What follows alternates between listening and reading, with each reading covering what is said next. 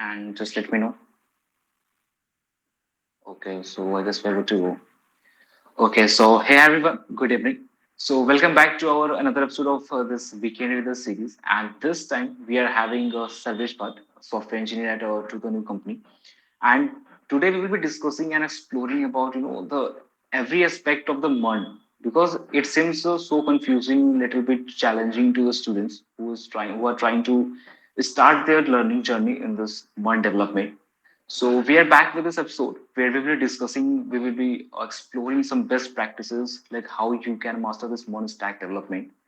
So before proceeding that, Sarvesh, would you like to tell a little bit more about yourself to our audience? So yeah, hi, myself Sarvesh Bhatt, currently working as a software engineer to the new and with an expertise in building web applications using the JS JavaScript language, basically MERN stack you say, commonly known as MERN stack, and have over 2+ years of experience in designing and developing highly scalable web applications. That's So that's that really is it. great. Yeah, that's really great service. But yeah, before proceeding that, let me thank you. Thank you so much for accepting our invitation and coming for this session. So, without making a delay in the session, can you discuss, can you give a brief introduction, like, what is this all about MERN stack?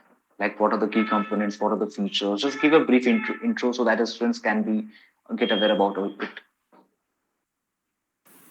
So yeah, basically MERN stack is an acronym for basically JavaScript based building web applications where M is basically MongoDB, which is a database which we purposely use to store our data. E stands for Express.js, which is a framework which we use in our backend applications. And R stands for React, which is our front end framework, or you can also say it as the view part of our application, which works on the browser. And the N stands for Node.js, which is the runtime environment of JavaScript, which is used in backend. So this is what MERN stands for. Ideally, there are other name also, such as if you have heard of mean stack or MEVN Yeah. stack. So these are all the same, where the view is basically JavaScript frameworks such as Angular or Vue.js. And in place of MongoDB, if you want to use MySQL, so it is also the same MERN stack. So that's Okay. all about what is MERN stack. Okay. So, you have mentioned about the mean and MEVN stack, right? So, like, Yes. how this one stack is different from these two? Like, is there any differences between these two? No, actually the concept remains the same, where the Angular, Vue, or React, these are generally used in a front-end web applications, where their main purpose is to send the API, where is to communicate with the backend, and whatever the response is returned from the backend to render it on the web application. So it depends on your use case if you want to use Angular or React or Vue.js. Totally depends on the project's use case. And there are a bit of what I should say differences in their use cases, or I should say, suppose React, as there's a very large group of people who think that React is a library, and yes, React is a library, whereas AngularJS is a framework. So yeah, there are lots of differences between these two, but it depends on your use case and what to use. Okay. So, this is my curiosity from my end कि MERN stack जो आपने इसको describe किया कि M is for the MongoDB, but why it's not MySQL or something else like E for Express.js, R for React, and for Node? So why can't we include other frameworks, other technologies that we already have in the market in the IT sector? But why these four are combined and call it as a MERN stack? And still many companies are hiring for this particular position. Yeah. तो कुछ आप बता सकते हो इसके features के बारे में like what are the functionalities that this mono stack offer? Basically, what the idea behind is to when we use MongoDB, basically database में अपनी पर्सनल चॉइस होती है आपके प्रोजेक्ट्स की कि Okay. आपका यूज केस क्या है. ठीक है. तो अगर आपको हाँ, दोनों जैसे कि आपको पता होगा Mongo dB is a no relational database as Yeah. compared to SQL, which is a relational database. Yeah. So when you use MongoDB in your applications, you use a kind of ORM, object relational model, known Model. as Yes. Mongoose, which communicates with the database. So it kind of resembles your JS as well. So when you write your queries in Mongoose, it resembles it kindly gives you a ease to write queries. So and it is also easy to learn. So yeah, mostly people basically in startups, I would say, or it basically depends on your use case. MongoDB Okay. is used, and if you want, you can use MySQL, or or if in any case you can also use PostgreSQL. It totally depends what kind of business problems you are dealing with and you want to solve. Okay. So when we are talking about the business case, like it depends on our business case on what which we are solving. So can you give us a like a sample or demo type? कि अगर ऐसा business case हुआ तो we can use this MySQL, or if this Yeah, particular case comes in your project then you should go with the MongoDB. Can you give me some sample for yeah, this? yeah. I have one such example in my mind, although I can show you the code. So Yeah, sure. basically, in the last past 2 years, I have majorly worked in SQL databases such Okay. as MySQL and no Postgres. And it and the main reason behind that was because in our projects we had multiple kind of relationship between the tables. So we had Okay. to gather table data from various kind of tables. So in that case, the requirement perfectly fitted for relational database. So there was one such project where it kind of resembled and what should I say? It was a company where they had multiple kind of where they used to sell their products, and one product can have multiple relations with other tables. So Okay. suppose there's a product, there's a price to it, and there's different kinds of prices to it, and who has added that product. So these kind of data we use MySQL because there were n number of relationships between the different tables. So it made perfect sense to use MySQL in this case because we had to link up multiple tables for referential integrity. Okay. Okay. Now for my MongoDB, I would say MongoDB has a JSON object type of structure where you can store data in the form of JSON format. So it is perfectly makes sense when you don't want any कि आप चाहते हो कि आपका जो database हो highly flexible हो. ठीक है. What happens is in MySQL or relational database, if you have defined the schema, you have to insert the data in that format only in those databases. But in MongoDB, there's a n number of nested level data can also be inserted in that database. So yeah, I have built a side project in MongoDB, which Okay. was uh, basically a app social media application. Because in that case, I didn't had the use case of bringing data from multiple tables or to link up join the multiple tables. So yeah, this was the use case according to me which I had faced in the past 2 years. Okay, that's really insightful. So, like as we discussed about like what is the monastery is all about, what are the functionalities that it offers. So, like if someone, some student is preparing or thinking to introduce his or her learning career in this monastery, so what should we suppose? Like, is there any prerequisites before learning a monastery, or like what should be the approach? Yeah, so I'll share with you what I just followed. So what I initially followed, I didn't aim to become a full stack developer in the initial days, to be very honest. Okay. So I was working as a front end developer in an organization. I was doing an internship basically. So I had learned HTML, CSS, JavaScript, and these are the basics which you must know. Basically, I would say focus on building your JavaScript core skills very well. because they will be used in the front end as well as in the back end when you will be building the backend side of your server side of your applications. So HTML, CSS, JavaScript is the must.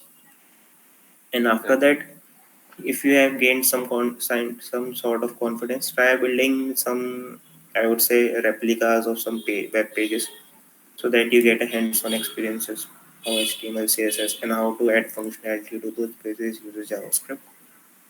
And once you are done with it, move to a framework of your choice in front end, such as React or Angular. Nowadays, Next.js is quite popular, which is a Yeah. server-side rendering. So pick a framework of your choice. I would suggest React because it has a easier learning as compared to Angular. So yeah, you can pick React. And once you have gained enough level of confidence, you have built enough level of projects, then I would suggest try building some projects such as which I had built, such as the examples were, I would say, chat applications where you don't have to build the backend of the applications. You can use the multiple demo APIs are there in the market, which you can use. How to, in that case, by doing that, you will learn how client interacts with the server, which is also Hmm. very important. And finally, after this, you can move to the backend side of the applications where you can pick uh, where you can pick a database of your choice, such as MongoDB or MySQL or Postgres, anyone, and then start building applications using Express and Node.js. So yeah, this was the basic kind of roadmap which you can follow. Okay. And yeah, there are plethora of resources which you can follow from the web to become a monster developer. Can you list out some resources like it would be easy for the students who will be watching Yeah, this? so for HTML, CSS, basically W3 schools is enough. Yeah, it's perfect. And yeah, and for JS I followed from the MDN docs. I read from MDN docs. There are multiple playlists as well on the YouTube, such as the famous playlist of Akshay Saini, the Master Yeah. JavaScript. Yeah. It's perfect to learn. And for React, I would say there's this playlist of Code Evolution channel on YouTube, which Yeah. is a They very have good. best tutorials on this. Yeah, lots of tutorial on React, Angular, or anything else. And once you are done with this kind of front end related task, you can move to the back end. Back end, I don't have any such resources in my mind because I learned back end in my from my senior resources in our organization. So yeah, but back end also you can follow there's this, I'm not getting the channel name right now. But yeah, there are lots of article on Medium also how Hmm. to start from beginner to advanced level of Node.js applications. Okay. Plus, there are if you can afford or if you are interested, there's this very good course on Udemy by Max Miller, which is the building MERN stack applications. If I can, I will just share the link with you Yeah, later sure. on. So Yeah, it would it be is a great good for the course. students. Hmm. Yeah, it's a great course to get your hands on with building MERN stack applications. Okay. Service like, have you made any real life project or some real life scenarios using this modern stack in your learning time or like when Yeah, you are working in the job?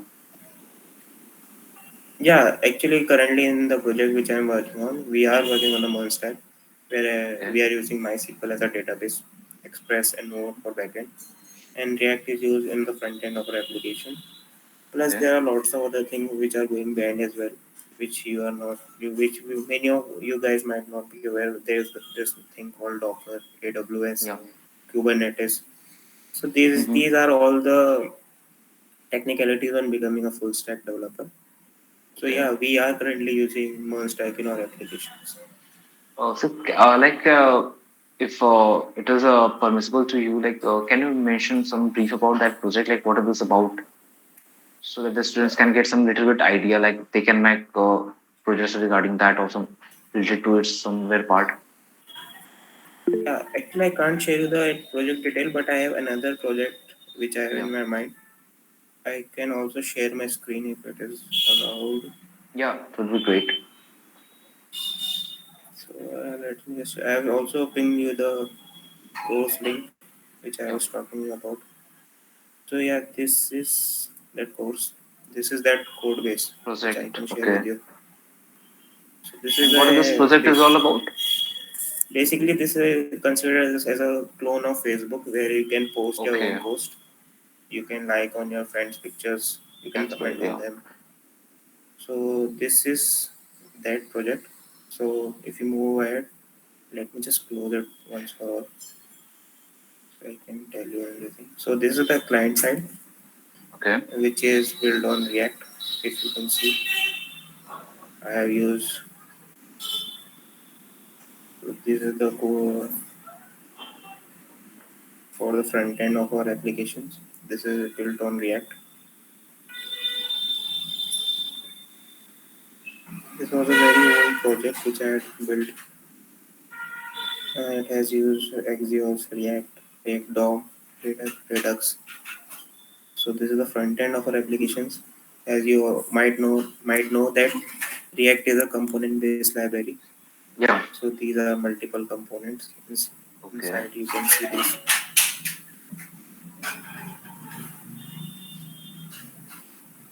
So this is the front end of our application. If I move ahead, let's go to the back end of our application. So this is our starting file of our backend. If you can see, our app is running. Uh, where if there is this concept of Google authentication as well, and there are multiple routes. Am I going too fast or is it okay? This is good. yeah, it's okay. Pratiksha and Nandan, are you guys okay with this? Or like, do you have any query or you can raise?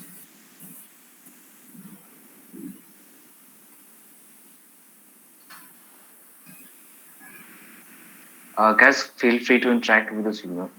That's why he's here to solve your doubts. Yeah.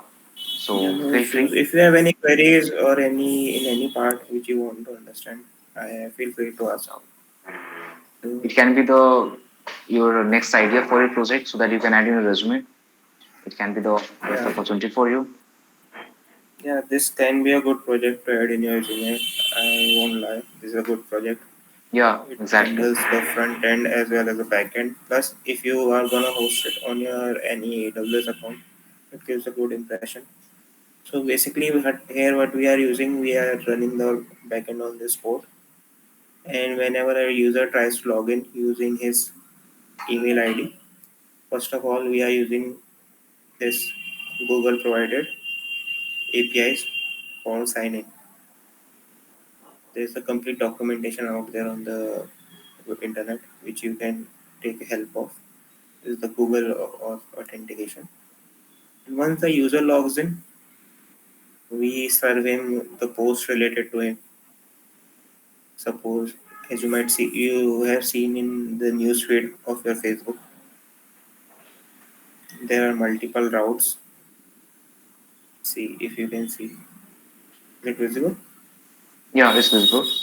Yeah. So this is the route for users. Get all users. So you might know that in our backend there are multiple levels of file structuring. Yeah. So I will try to explain that as well. So this is our index file, which is the root of our application. After that, we make routing files based on multiple routes which we have to serve in our applications. So these are the routing files: post, forgetting for all post, dislike or like a post, create a post, add a comment on a Okay. post. These are So like, have multiple you routes. have you made this project in your college year or like after your college year?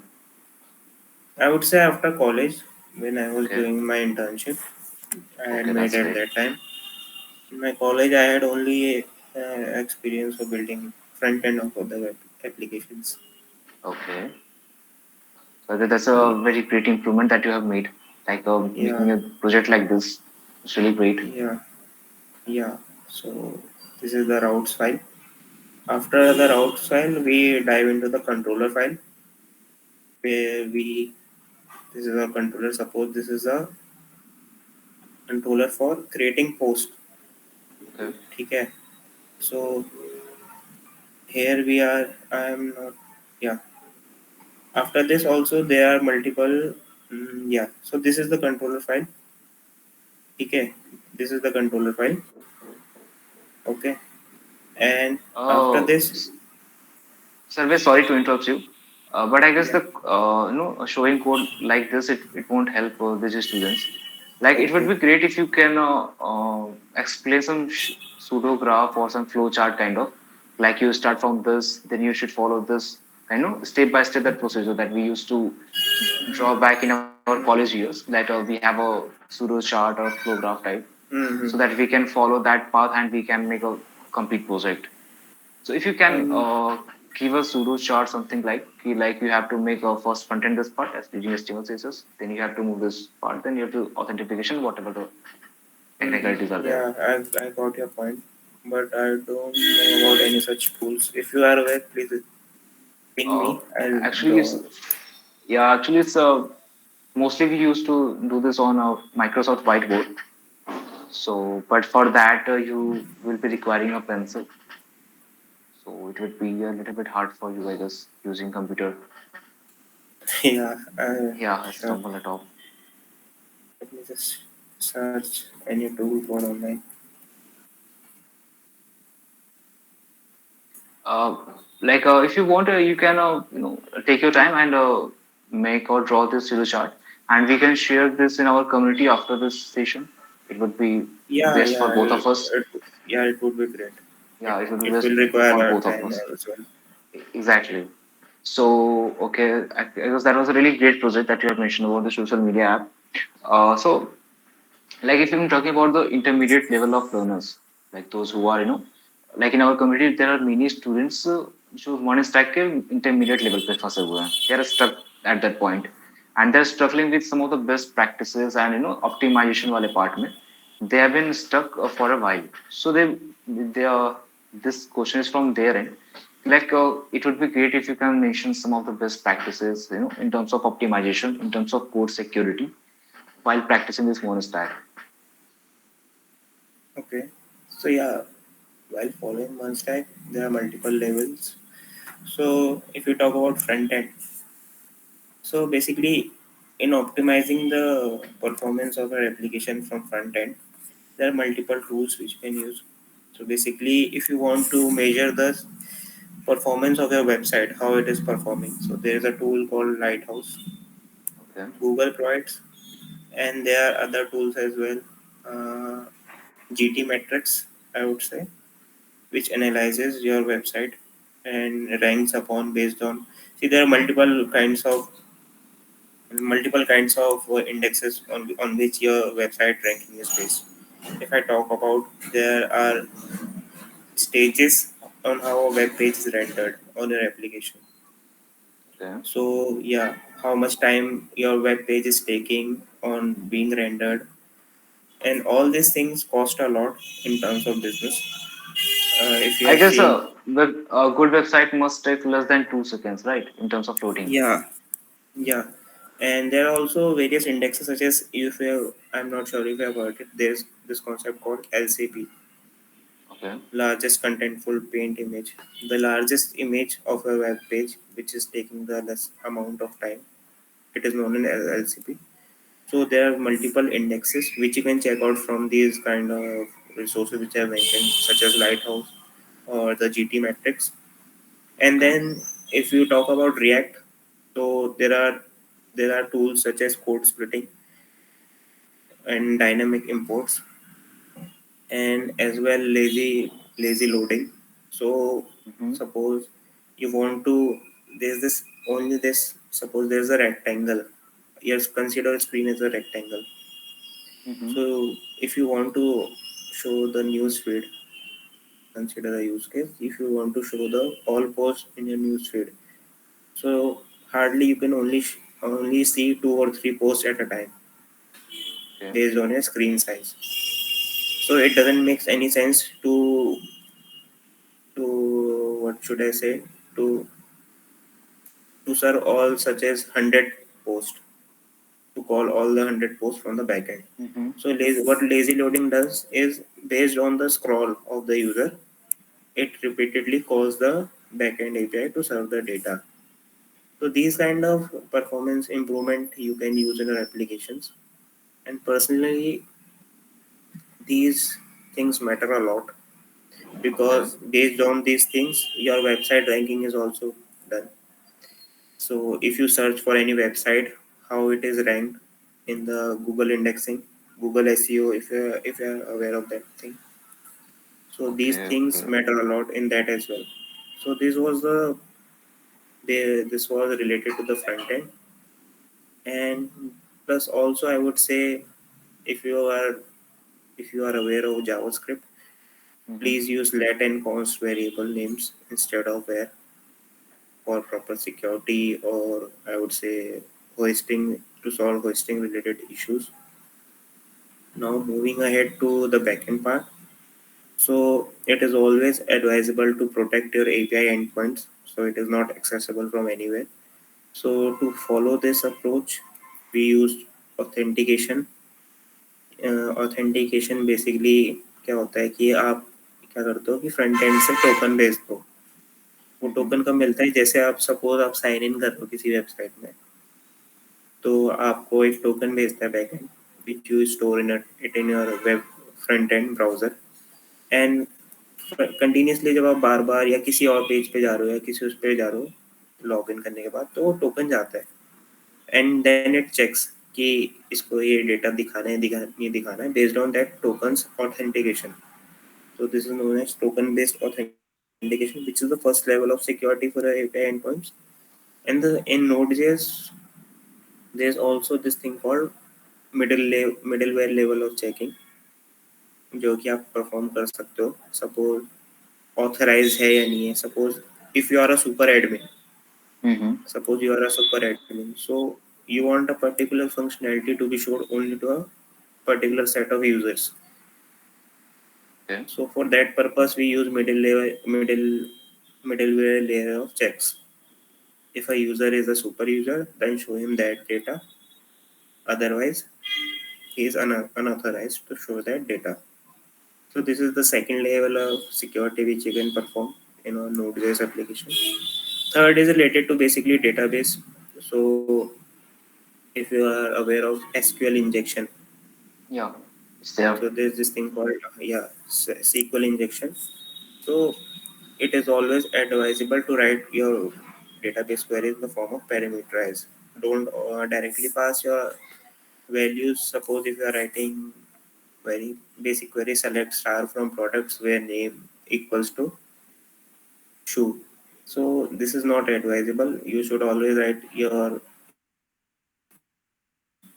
so that anyone cannot access it, exploit it for the security reasons as well. Okay. And plus there are multiple layers, multiple ways to attack your web application. There's also known as XSS attacks based on data performed from the front end, cross-site scripting. So it is necessary to sanitize your data even before sending it to the backend. XSS is a kind of advanced topic which many of you might not know. So basically क्या करता है, जो user है, जो जिसका मतलब malicious user है, वो क्या करेगा कि आपके कोड में कोई स्क्रिप्ट अटैच कर देगा.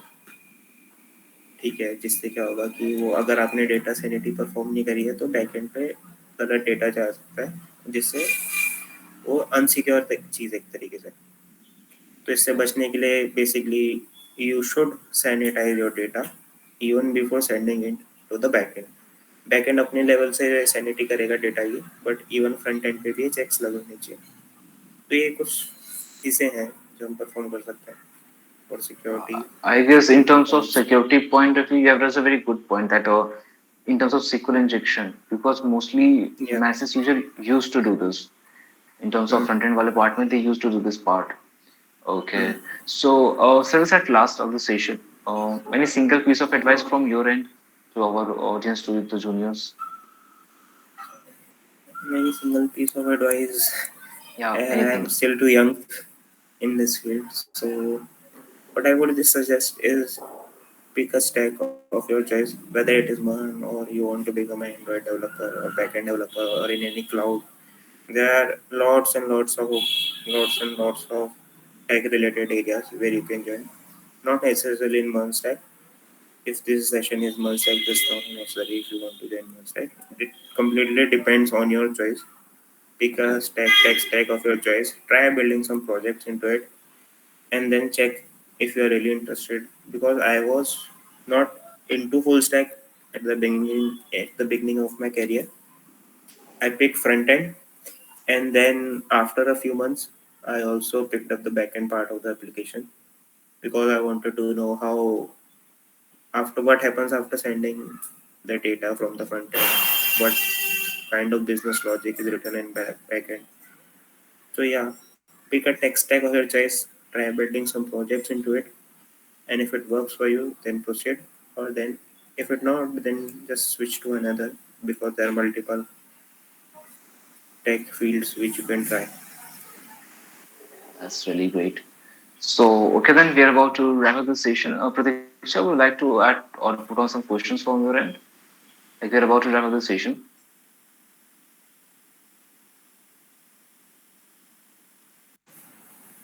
Well, I guess there is no question from Pratiksha. So, okay, Service, thank you so much for joining us and giving that insightful thoughts on this MERN stack. And especially, I would like to thank you to mention those security concerns that you have discussed about the code part. That it would really help students who will be struggling in this part. So, yeah, once again, thank you so much for joining us. Thank you. Bye bye. Thank you. Bye.